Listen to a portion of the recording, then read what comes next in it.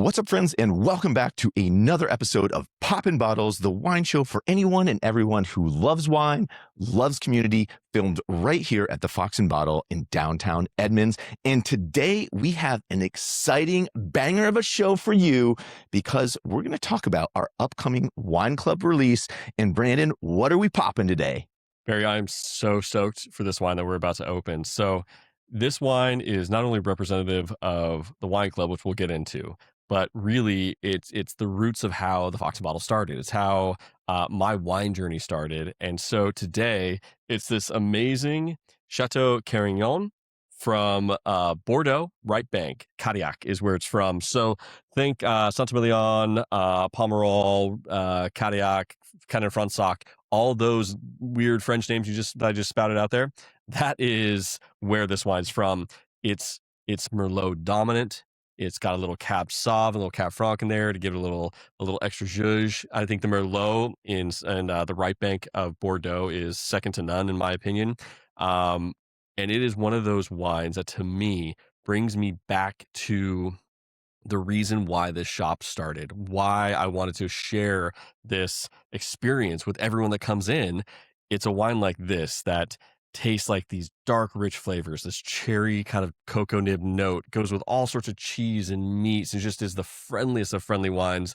Sit by a fire, bring it to a party, and it's a beautiful bottle. So I just can't be more excited to dig into this wine, but then also talk a little bit about what the next club is. Then let us take a sip of this glorious sounding wine. I mean, it smells absolutely insane. Insane in a good way. In an amazing way. So I don't think I said this, but this is a 2015 vintage.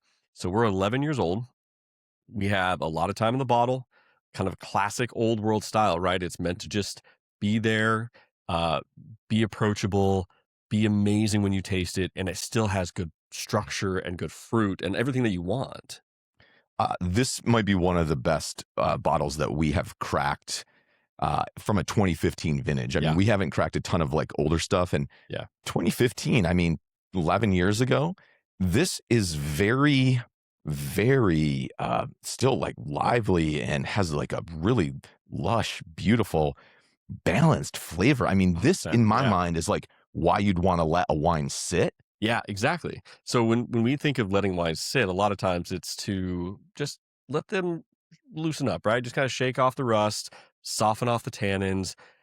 And what can happen though is like you could lose some fruit and you can lose a little bit of the cleanness in that wine, and it just kind of can become a little muddy. You know, we were talking earlier, it's like that flabbiness that happens. You're like, oh dude, I missed the window. But this is sitting amazing right now. And I think it's got 5-10 years left easy. Wow, that's incredible. Yeah. So this one for me, really elegant, smooth, delicious flavor across the palate. It's not drying me out anywhere. It's not overstated anywhere. It's not too bright. I mean, it's absolutely delightful. If I were just to pour this and taste this as a glass and you said, hey, it's a 2015, some of the best Merlot in the world. What do you think a bottle cost is? I'd probably be throwing out somewhere between $50 to $90 a bottle, I'd probably guess. And I'd pay it. I mean, honestly, after drinking it blind, I mean, I'd pay that for us.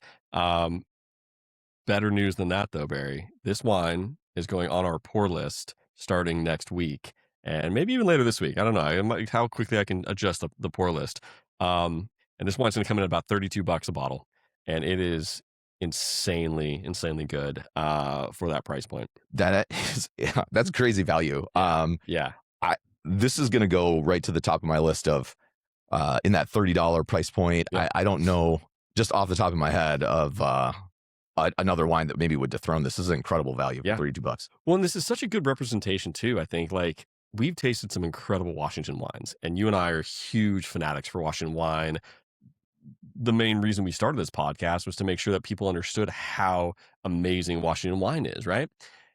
But then there's always this, let's remember the roots. Let's remember why I personally, my journey, what brought me to this state in this community is French or old world just in general. And so this wine just is such an absolutely killer representation of that, because I have this, you know, those moments where it's like, you'll never ever forget. You're going to be 95 years old and you're like, I still feel like I was there yesterday. Saint-Emilion, France is that to me. And this is just right outside of that. Yeah, and so this is indicative of some of the surprise and delight that we have coming Yeah. in this wine club. So this wine club, I am extremely excited to do what I'm calling kind of a back to basics. So I started my wine journey in France. My serious wine journey was French, and over the course of the last 3 or 4 years, I've tasted insanely good wines from all over the world. So I've had an opportunity to really put in our club some really cool domestic wines, French, Italian, Spanish, Slovenian, Croatian. I put in a Georgian wine at one point. Like, there's some cool stuff out there, and we'll never stop trying it. But for me, it was important to kind of go back to where I felt just the strength in this wine world. And for me, this is the French wine. So we have a 100% lineup of French wine in our next club. So whether you're a 3 red, 3 mix, 6 red, 6 mix, you're getting wine from Bordeaux or the Rhône Valley or the Jura or the little tiny area down southwest France called Languedoc. There's a couple wines from down there. So it's going to be a really, really fun club. I can't wait. Super excited. And so, details on the wine club, because this will be dropping on a Wednesday. So, Wednesday the 6th. Yep. And we're recording that, of course, this week. And so, our wine club release is coming up shortly after. Yep. Wine Club is going to be, the release is going to be Friday the 8th. For those who are not Wine Club members yet, I'd love to get you into the club, experience amazing wines, experience amazing community. A lot of friendships are made through our wine club, which I think is awesome. I mean, not only our friendship, which was made, but then just members in general. So we have a big party once a quarter to release all of these wines. This quarter, like I said, it's going to be all French. We're going to do an amazing kind of French style, heavy hors d'oeuvre, charcuterie, nibbles and bites, and just kind of bring everyone together. You get to try every wine that's out there that I'm bringing in, regardless of club, and have fun with friends. Man, I cannot wait. I look forward to it. It's, of course, a highlight event for us. I love that, bro. Yeah. Absolute blast. And I will say that it is a place where, the other part of our mission besides wine and bringing delicious wines to the people is to create that community of like-minded, awesome individuals, where we have a chance to, socialize and hang and meet some new friends. And, Yeah. I really will say that I've met so many cool people just through the wine club in particular. Yeah. That we really do have a special community. So I think for those of you who are in and about the Edmonds area, it's a definite no-brainer, right? Because a lot of these people who are in the wine club, you'll see on a regular. And if you need a reason just to come to one of the greatest places on earth, then this is the reason that you should come. Come drink wine, meet friends, hang out in Edmonds. It's going to be an absolute glorious event. I mean, honestly, I know I'm biased, obviously, owning the place, but I think our spot is just one of the coolest places to come down, grab a pre-dinner glass of wine, have a little nibble. We are on the cusp. I'm hoping to hear back soon of having some outdoor seating, standing available to just enjoy this beautiful, beautiful early summer. And what's going to be, I'm sure, a really hot summer, but it's going to be an incredible place just to come hang out and just build that community still. Awesome. So whether or not you're catching this episode before or after, or during, maybe you're listening to it while you're at the party right now while we're speaking in the future. So if that's you, I commend you. Great job. Yeah. Thank you for being a loyal and true believer and a fan. But we hope to see you here at this one. And if not on this one, certainly in a future wine club. And so if you've missed the kind of sign up and the join in, know that will reopen back up and we'll kind of get you into that. And you definitely want to get into it because the benefits are immense. And we've covered that in other episodes. We'll cover it again. But besides all the awesome wine, the great people, there's also a bunch of cool stuff, discounts and other fun, surprise cool stuff that happens. So highly recommend. Yep. And I am really excited to crack open the wines that we have in the club and taste them because I have not experienced them yet. So this is going to be a surprise to me as well. And I think on one of our next episodes, we're going to do a little deconstruction of some of those club wines. Absolutely. Yeah, I think some of the funnest part of this job is not just selecting wine all the time. That is obviously great, but it's wine with a purpose. So when I can look at bottles and literally just think about like wine club members that would love this bottle and get to know each and every one of you. That's the goal for me. Is I don't care how big our club's getting, and it's getting really big, and I'm so grateful and appreciative for that.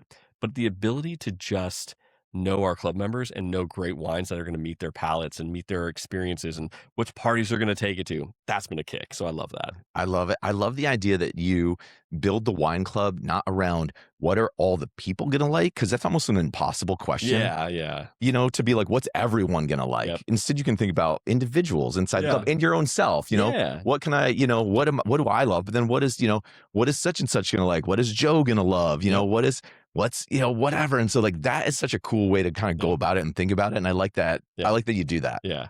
No, it's been a blast. So join if you haven't joined yet. If not, just come in, enjoy a glass. Updating the wine menu here in the next couple days. So there's gonna be some fresh stuff on the menu to get us going into summer. Beautiful. Well, thank you. This is exciting. We're going to keep this one intentionally short because we just want you to get in here and get into the club and come check it out and experience it yourself. And we will, on the next episode, be taking a little bit of a deeper dive into some of the wine club wines. And we also have some more Washington winemakers episodes coming out as well, because we've gotten a tremendous response from our episode that we had with Larry Ransom from Rush Latin. And so we're going to continue that trend. So look forward for that on one of our future episodes as well. Who are we featuring on our next winemaker series? So the next winemaker series is going to be James Stickney with Madrona Bay. So local winemaker, incredible winemaker. He's made for a number of really high-end, phenomenal productions, and he also does his own label, Madrona Bay. So we're stoked to have him on the show. Big time stoked. Awesome. Until next time, my friends, raise a glass, pop a bottle, and we'll see you hopefully at the wine club event.